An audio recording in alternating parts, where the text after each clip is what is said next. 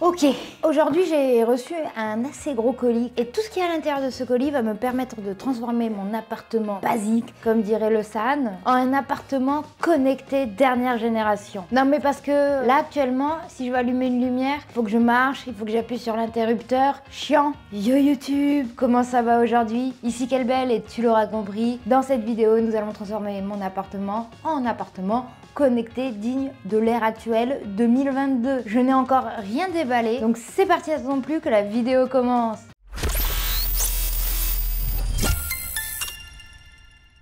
Avant de nous attaquer à ce qu'il y a à l'intérieur de cette boîte, parce que comme tu vois, c'est ouvert parce que j'avais la flemme de chercher mon couteau, mais j'ai pas du tout regardé à l'intérieur. On a fait la liste il y a 2-3 semaines, du coup je me souviens plus trop de ce qu'ils m'ont envoyé, donc ça va être aussi une surprise pour moi parce que voilà, j'ai une mémoire de poisson rouge, appelle-moi Dory, hein, voilà. Bref, avant de découvrir tous ces objets connectés, on va déjà parler de la technologie qui est à l'intérieur. Il s'agit de la technologie Thread, à prononcer comme bon te semble. Je vais essayer de vous l'expliquer le plus simplement possible et en fonction de comment moi je l'ai compris. Déjà, first thing first, il va être pour l'instant uniquement compatible avec iOS et HomeKit. C'est pour ça que j'ai mon iPhone actuellement. Vu que la technologie Thread va être compatible avec la technologie Matter, bientôt les utilisateurs d'Android pourront aussi utiliser ces objets connectés. Mais pour l'instant, c'est uniquement iOS. La technologie Thread va créer un réseau maillé. Ça veut dire qu'au sein de ce réseau maillé, les appareils vont pouvoir communiquer entre eux sans forcément devoir passer par une passerelle. Concrètement, les exemples d'objets connectés qui doivent absolument passer par une passerelle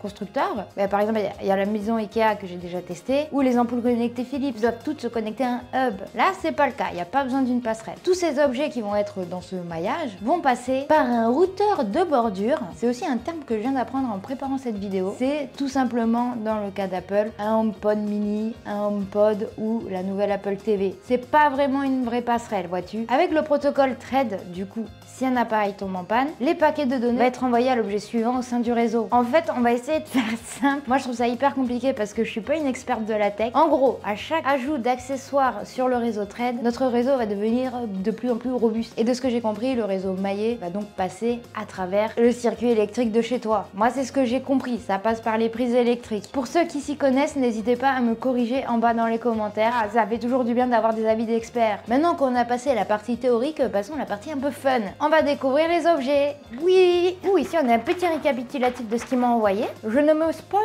pas. Allez, premier objet.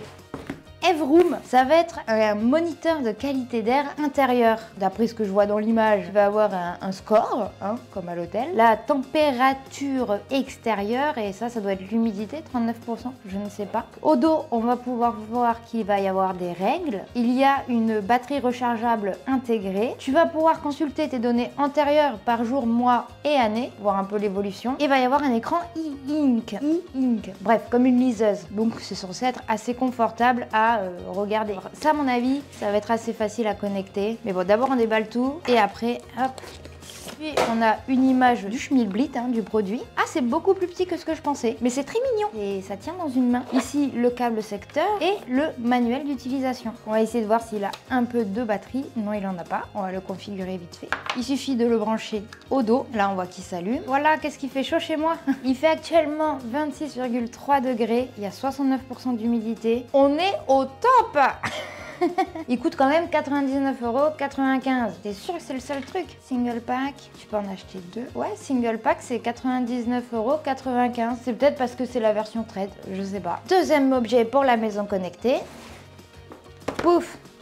Ouh, un autre accessoire assez sympa pour les maisons connectées, c'est un détecteur d'ouverture et de fermeture de portes ou de fenêtres. Voilà, ou un capteur de contact sans fil si tu veux le faire tranquille. Ok, on a la taille, tu vas pouvoir mettre des règles et tu vas avoir des piles remplaçables incluses. Ok, ça va être compatible HomeKit.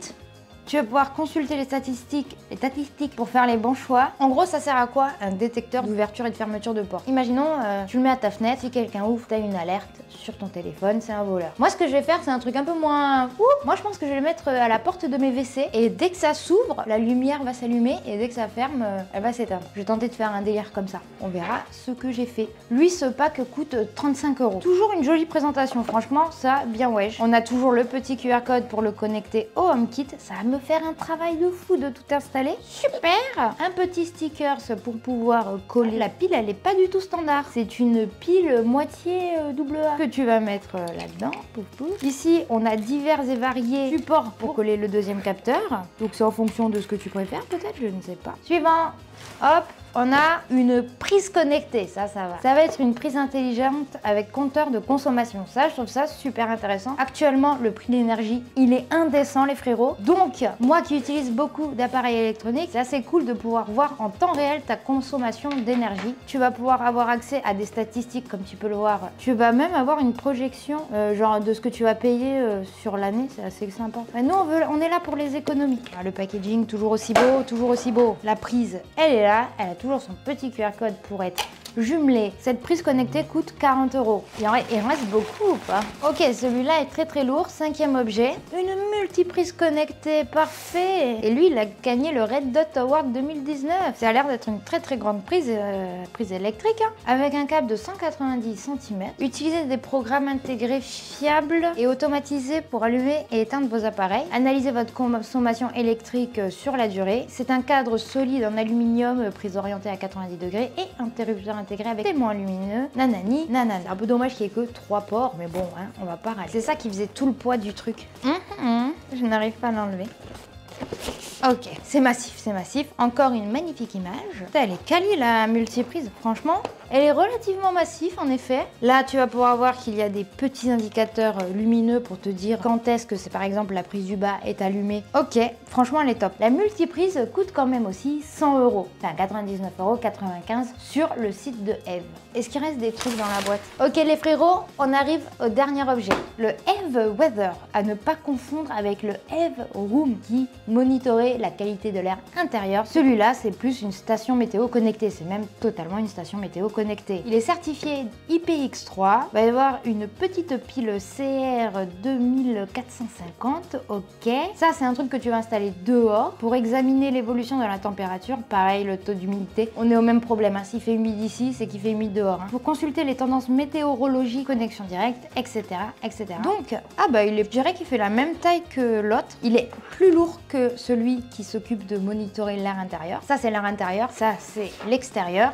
On va pouvoir voir qu'il est un peu plus épais, toujours le QR code. Donc voilà, ça je vais aller l'installer à l'extérieur pour avoir un relevé précis des températures extérieures. Maintenant que j'ai tout déballé, moi ce que je vous propose, c'est que je vais utiliser ces appareils connectés et l'application Eve pendant quelques jours et je reviens vers vous juste après ce cut. 2000 years later. Ok, on se retrouve quelques jours après l'unboxing des objets connectés. Pour être honnête, juste après avoir déballé tous ces objets, nous avons eu ce qui s'appelle un épisode caniculaire. Il était donc impossible pour moi d'allumer toutes mes lumières pour tourner. Ça m'a donc laissé un peu plus de temps pour tester tous ces objets. Déjà, première chose à dire, quand tu les configures, c'est hyper simple. Tu scannes, ça reconnaît, tu connectes, bref, ça s'ajoute pratiquement tout seul à l'application Eve et au HomeKit. Du coup, c'est déjà un bon point que ça aille super vite au niveau installation. Tu scannes, tu choisis ta pièce et c'est fait. Pour installer le détecteur d'ouverture et de fermeture de porte, j'ai décidé de l'installer sur ma porte-fenêtre, mais au début, je me suis dit que la porte-fenêtre était beaucoup trop épaisse pour que les deux capteurs puissent rentrer en contact. J'ai quand même essayé, ça se colle tout simplement. Et au final, après avoir testé, on peut très bien voir qu'il y a un petit point rouge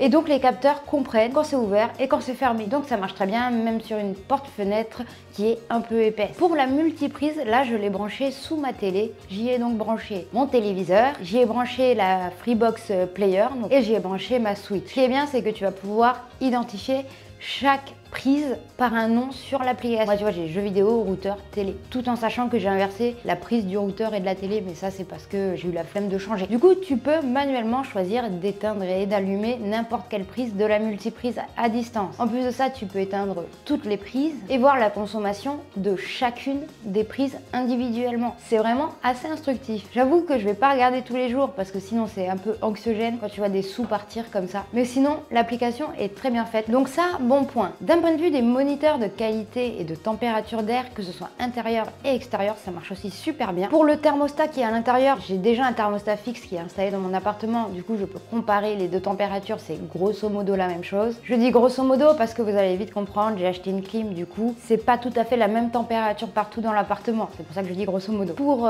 le moniteur de qualité d'air et de température extérieure, on peut voir que sur ma terrasse à 18 h, quand c'est en plein soleil et en canicule, le truc qui ne bouge pas est à 56 degrés. Non mais la canicule quoi. Évidemment, c'est pas qu'il fait 56 degrés. Quand, par exemple, ta voiture, tu l'as garée à un endroit où il y a du soleil et tu la récupères au bout de 2-3 heures, il y a écrit une température excessive. Normal, ce petit moniteur, c'est pareil. Du coup, quand tu vois 56 degrés, faut quand même relativiser. Et là, on arrive au dernier objet qui est la prise connectée. Tout ce que je vous ai dit au début de vidéo, oui, je sais exactement où la mettre. Le truc d'ouverture et de fermeture de porte, je vais mettre dans mes WC, ça... Non, Charlotte. Vu que j'ai dû m'acheter une clim, je me suis dit que tous ces objets connectés, un détecteur de température, une prise connectée et un détecteur de porte ouverte et fermée, ça pourrait être super utile quand tu as une clim. J'ai donc créé mes propres programmes sur l'application Eve. J'ai créé 3 scénarios, clim éteinte, clim allumée et porte ouverte. Par exemple, pour mon scénario clim on, j'ai choisi que pour ce scénario, la prise s'allumait, alimentation activée. Pour le scénario clim off, la prise connectée qui est reliée à la clim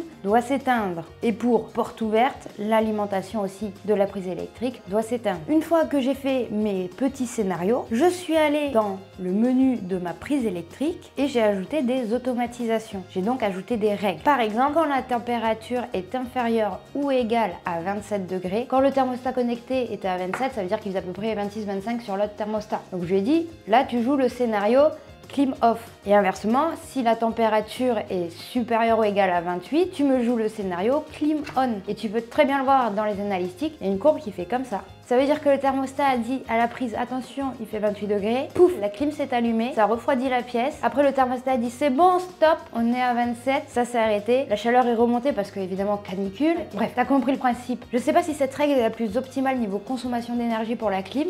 Du coup, j'ai testé d'autres trucs de type éteindre ma prise à distance quand je suis pas chez moi et la rallumer 1-2 heures avant que je revienne chez moi. Là, ça marche aussi. Pareil, si la prise est en marche et que je sors sur mon balcon, je sais pas, moi, je vais faire du jardinage. J'ai pas du tout la main verte, mais on va imaginer, je fais du jardinage et je ferme pas bien la porte, je peux pas fermer la porte de l'extérieur. Du coup, la clim va s'arrêter parce que l'air chaud rentre et que ça sert à rien d'avoir une clim allumée quand t'as une porte ouverte et qui fait 50 degrés à l'extérieur. Donc, tous ces 3 scénarios marchent super bien. Là, j'ai fait la base de la base. Après quelques jours / semaines de test, je trouve que ces produits sont super intéressants, ça marche super bien. Juste le seul problème, c'est que pour l'instant, c'est disponible que sur iPhone. Du coup, j'ai dû mettre de côté mon Z Fold et reprendre mon iPhone 11 pour gérer ma clim quand j'étais pas là. Mais je suis totalement séduite par la qualité de ces produits. Ils fonctionnent, ils te disent on fait ça et ils le font. Moi, c'est tout ce que je demande. Si tu me dis je détecte quand la porte est ouverte et je détecte quand la porte est fermée et qu'en effet ils détectent tout ça, moi je suis contente. Ils font ce qu'ils disent.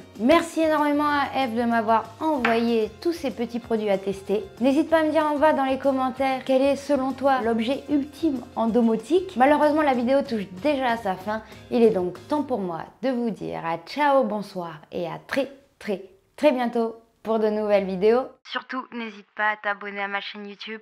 Je suis aussi sur les réseaux sociaux si tu as envie de me suivre. Et voilà, je mets d'autres vidéos là qui vont s'afficher.